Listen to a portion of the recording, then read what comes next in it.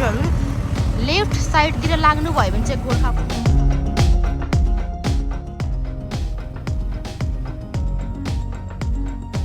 चाहिँ रातो माटो छ जस्तो छ। अब के कस्तो छ कस्तो राम्रो देखेको छ।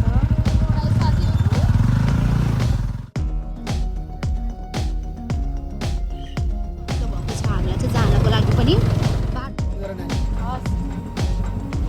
बाटो जानु भयो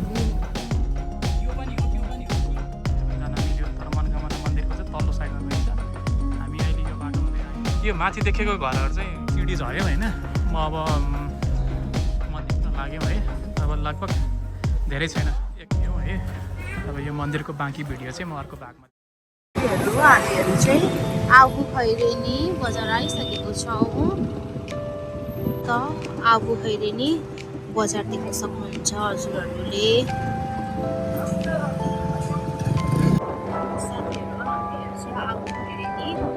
बजार निस्किसकेको छौँ, देख्न सक्नुहुन्छ हजुरहरूले। हामी चाहिँ वर्षाकी नदीतर्फ लागिसकेको छौँ, क्रस हुँदैछौँ।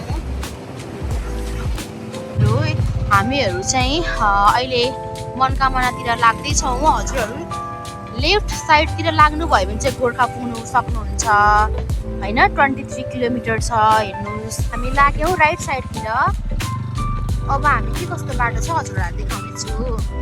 मनोकामना मन्दिर जाने बाटो, मोटर बाटो भनेर लेखेको रहेछ। हजुरहरूलाई चाहिँ हामी देखाउनेछौँ बाटो के कस्तो छ। हामी चाहिँ अब लाग्यौँ। हामीहरू चाहिँ मनोकामना चाहिँ आउँदाखेरिमा चाहिँ केबल कारबाट गएको हुनाले चाहिँ बाइकहरूमा पनि जानको लागि चाहिँ के कस्तो छ भनेर चाहिँ हामीलाई बुझ्न जान्न मन लाग्यो। बाइकमा पनि झन् रमाइलो हुने जानको लागि। त्यसैले हामी चाहिँ मोटरसाइकल गाडी हिँड्ने बाटो रोज्यौँ।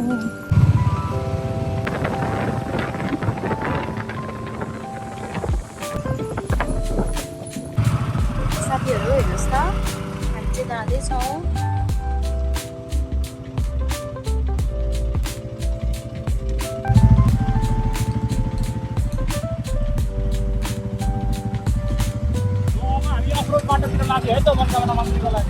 साथीहरू मर्स्याङ्दी हो जुन अहिले हामी चाहिँ किनार बाटो लागिरहेको छौँ। हजुरहरू देख्न सक्नुहुन्छ तल मर्स्याङ्दी, दरौन्दी र मर्स्याङ्दी हो। पारिपट्टि चाहिँ हजुरहरू देख्न सक्नुहुन्छ आबु खैरेनी बजार हो। आबु खैरेनी बजार चाहिँ हामी क्रस गरेर आइसक्यौँ। हामी चाहिँ अब किनार चाहिँ बाटो अघि बढ्दैछौँ। अब यस्तै छ साथीहरू, अफरोड हो होइन। अब त्यही माथि पानी परेको लगातार 3-4 दिनदेखि कार्तिक महिनामा पनि यस्तो पानी झरी परेको थियो। अहिले चाहिँ जुन बर्खाको समयमा हुनुपर्ने अहिले भयो। यहाँ चाहिँ थोरै चाहिँ ढलान रहेछ। हजुरहरूलाई म बाटो के कस्तो छ सबै देखाउने छु।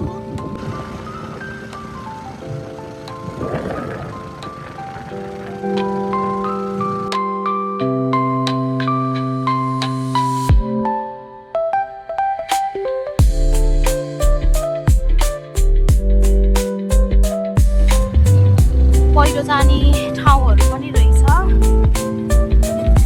बाटो चाहिँ यस्तै नै छ भन्ने भन्नुभएको थियो उहाँ तल बजारमा पनि। हामीहरूले युट्युबमा हेर्दा पनि बाटो चाहिँ अफरोडै थियो। साथीहरू कुनै 1-2 ठाउँमा चाहिँ बनेको छ भन्नुभएको छ। के कस्तो रहेछ हजुरहरूलाई हामी देखाउनेछु। र बाटोको अवस्था चाहिँ यस्तो रहेछ साथीहरू। पानीहरू जमेको, पानी पनि पानीहरू जमेको छ विशेष गरी।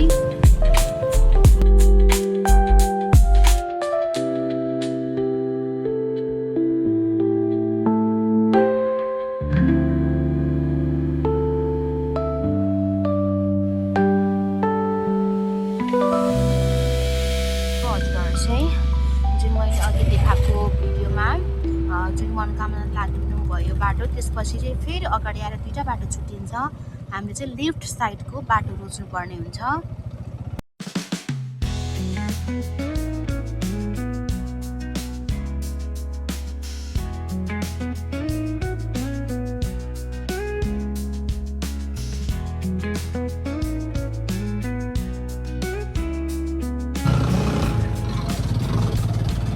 बाटोको अवस्था यस्तो छ।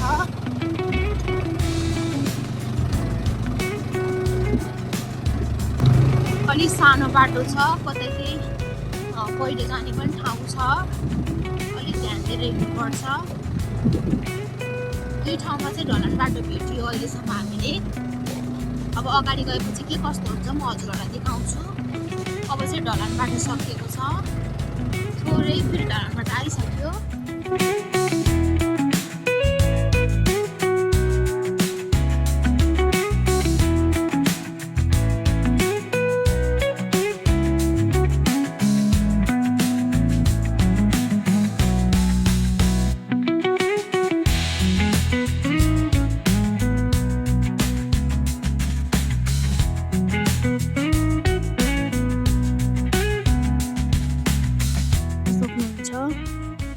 हजुरहरूले पारिपट्टि चाहिँ बाइक सानो हिँडिरहेको त देख्नुभएको होला हो, त्यो चाहिँ जुन मुगलिनबाट यता आउपु खैरेनी आउने हाइवे हो, देख्न सक्नुहुन्छ गाडीहरू हिँडिरहेको छ।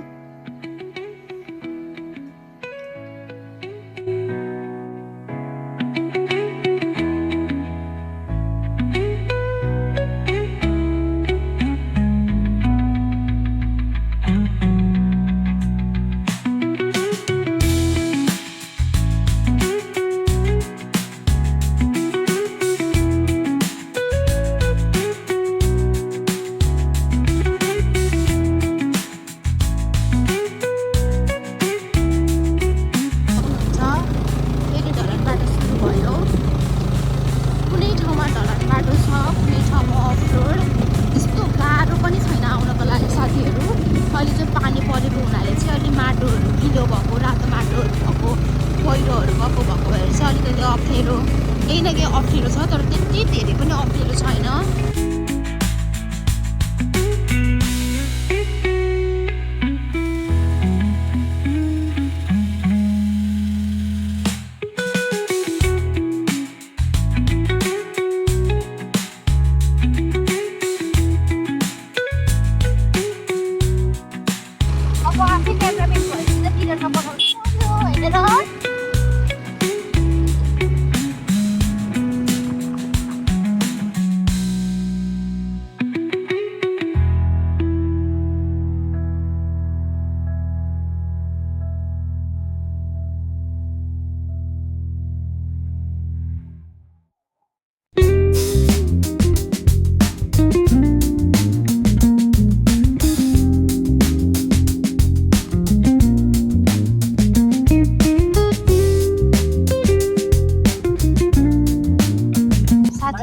हामीहरू चाहिँ आउँदा आउँदै चाहिँ बिच बाटोमा आएर यसरी यहाँ बाटो रोक्नु भएको रहेछ, के भएको भनेर बुवा पुग्न जाँदा चाहिँ पहिरो गएको छ भन्ने कुरा भयो।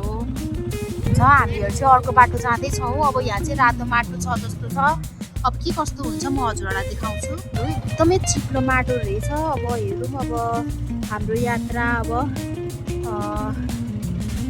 जुन हामी पुग्ने ठाउँसम्म चाहिँ कस्तो छ बाटो, म हजुरहरूलाई चाहिँ बाटोको सबै देखाउनेछु। हस्, थ्याङ्क यू।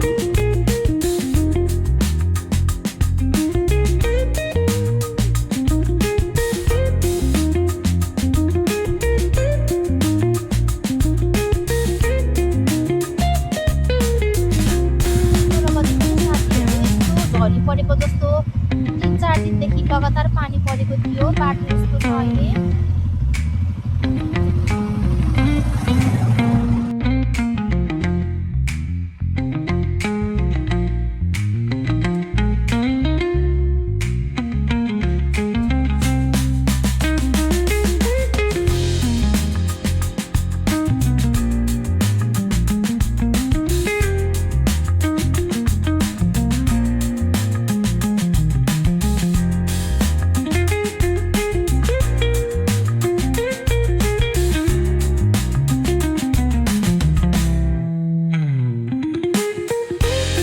गाउँ भएको ठाउँमा आइपुग्यो साथीहरू।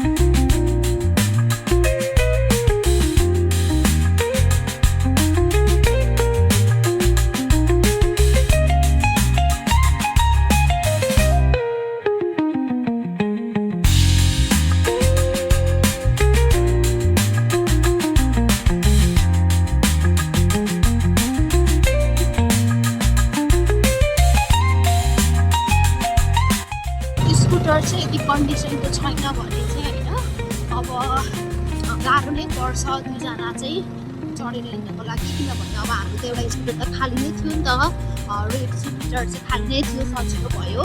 अगाडि चाहिँ बुवा मम्मी दुईजना हुनुहुन्छ, दिदी दाइ सानो बाबु चाहिँ बाइकमा, हामीहरू पनि बाइकमा छौँ। एउटा स्कुटर चाहिँ सिङ्गलै भएको हुनाले चाहिँ सजिलो भएको छ हामीलाई चाहिँ जानको लागि पनि। बाटो चाहिँ कुनै ठाउँमा चाहिँ अप्ठ्यारो नै छ।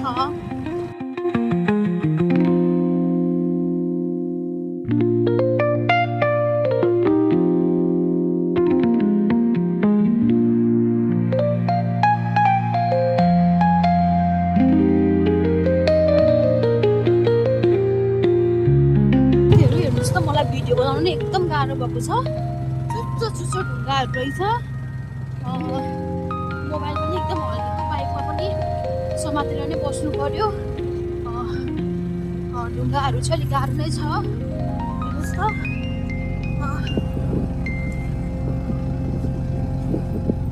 धेरै नै हिँडो रहेछ, धेरै नै हिँडो यो बाटो चाहिँ। खाली भएर सोच्नुपर्ने अवस्था छ यहाँ चाहिँ। ल हल्लिकन बस है। ल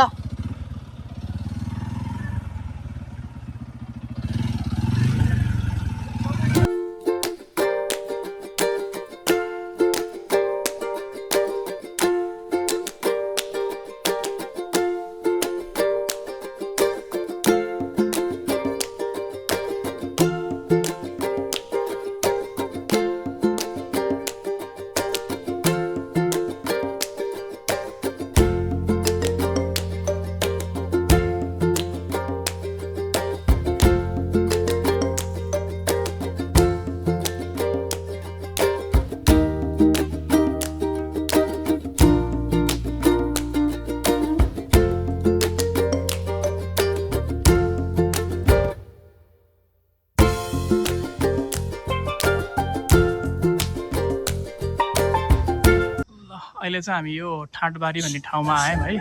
यो चाहिँ मगर समुदायको होमस्टे पनि रहेछ। यता गइयो भने चाहिँ ठाडबारी बस पार्कतिर गइन्छ, मनकामनातिर पनि जान मिल्यो, तर मनकामना मन्दिरको चाहिँ तल्लो साइडमा गइन्छ। हामी अहिले यो बाटो हुँदै आयौँ तलबाट। अब यसरी चाहिँ यो बाटो सिधै यो बाटो गयो भने चाहिँ मनकामनाको माथि मन्दिर माथितिर पुगिन्छ।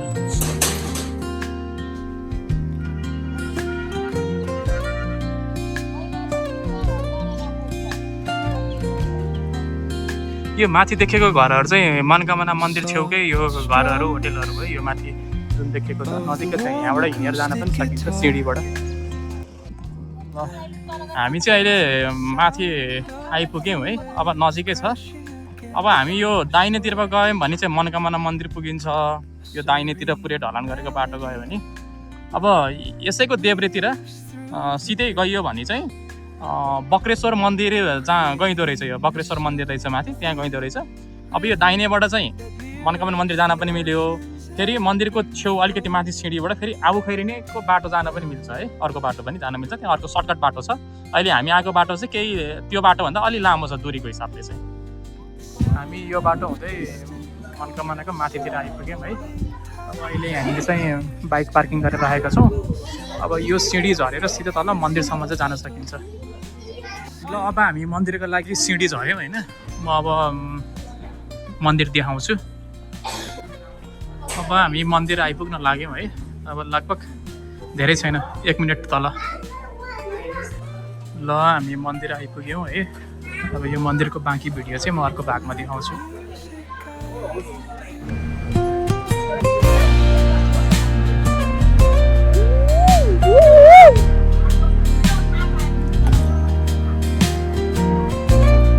यता हेर है।